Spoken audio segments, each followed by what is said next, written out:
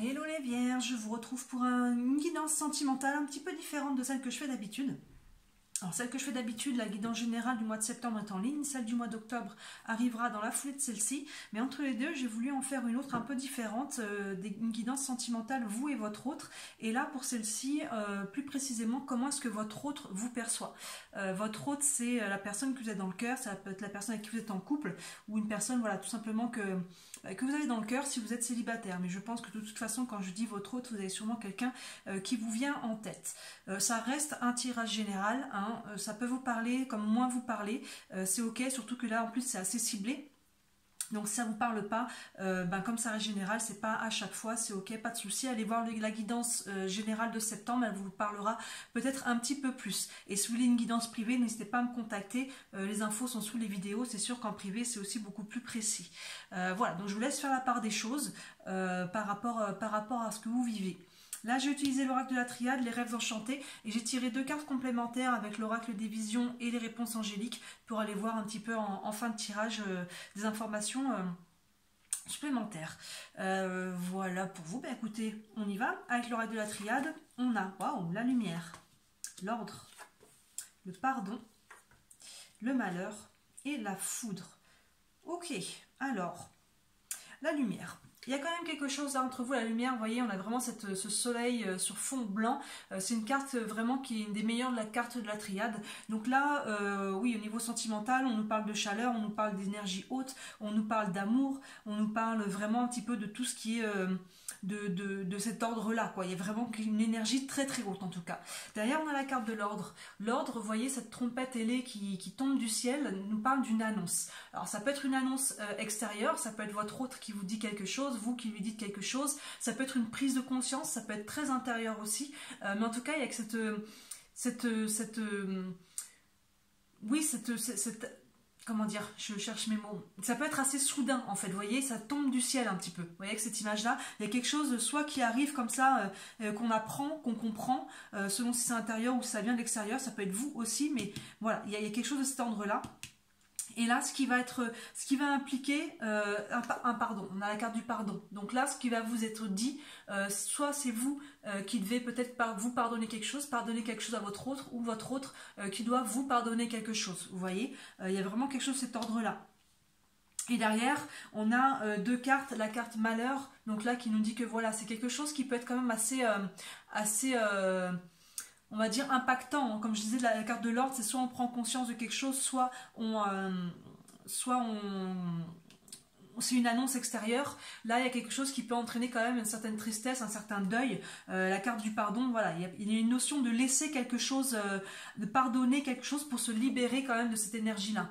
Là, il y a quelque chose qui peut vous atteindre, ou atteindre votre autre ou votre couple de manière générale. Il y a quelque chose qui vient un petit peu vous piquer. Alors, ça reste général, hein. Pour certains, ça peut être quelque chose d'un plus ou moins lourd. Vous voyez, ça peut peut-être même pour certains impliquer peut-être une séparation, parce qu'on a la carte de la foudre. On a cette colonne qui est tapée par une éclair et qui est brisée en deux. Donc là, vous voyez, l'éclair, ça peut être référence à cette carte-là, hein, cette chose qui arrive du ciel, qu'on n'a pas vu venir, peut-être qui est assez soudain.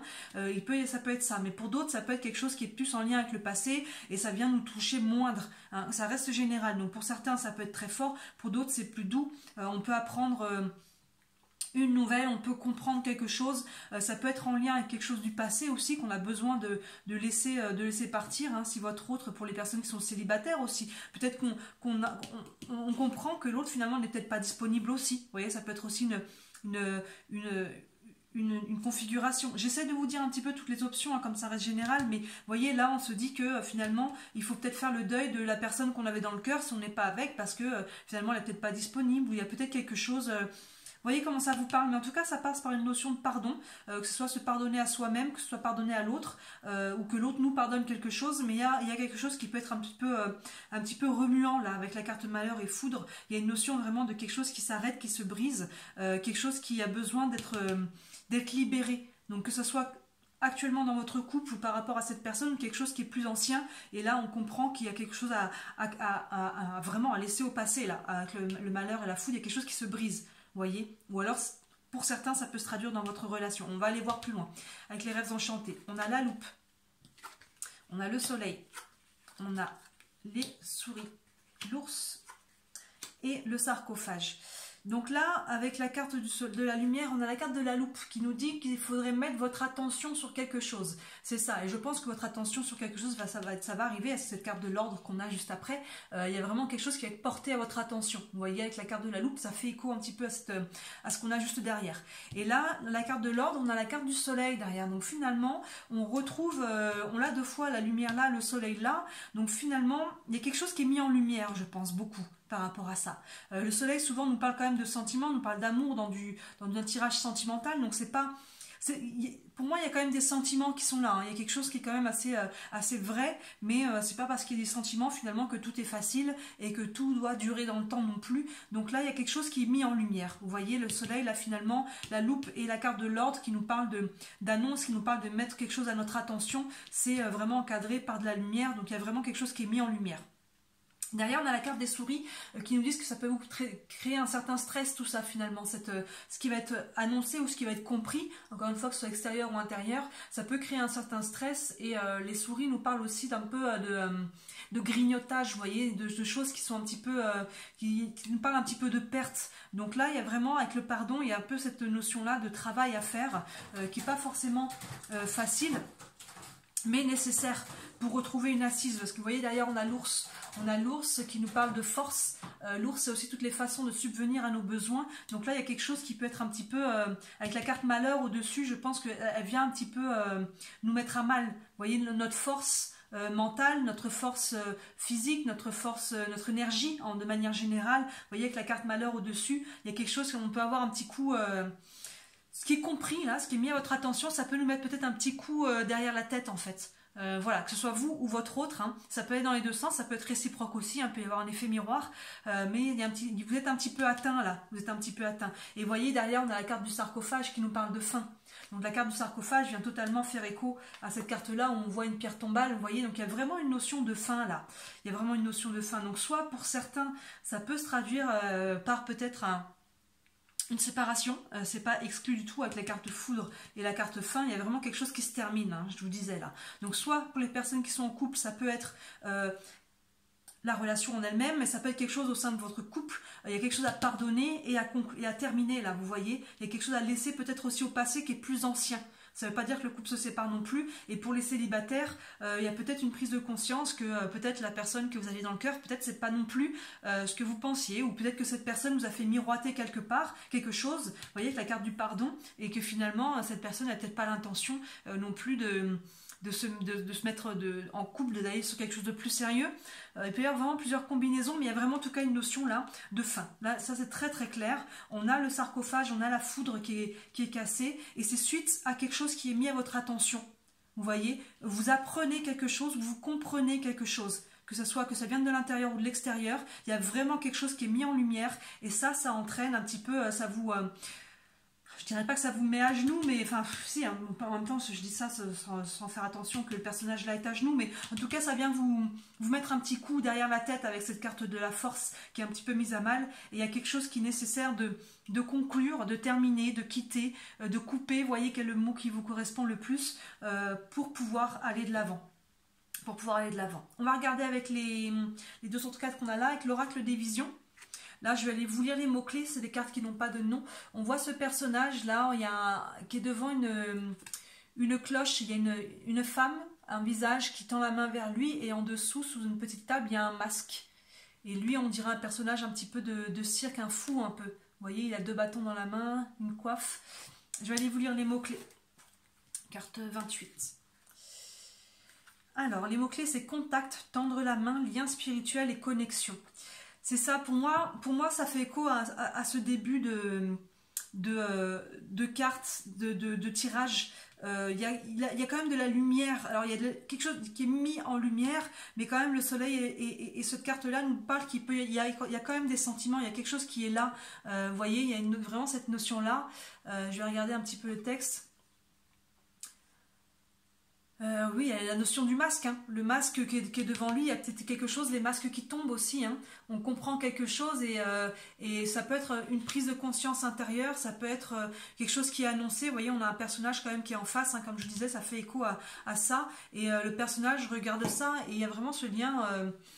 la petite phrase qui est associée, c'est chaque contact avec un être humain est si rare, si précieux qu'il faudrait le préserver.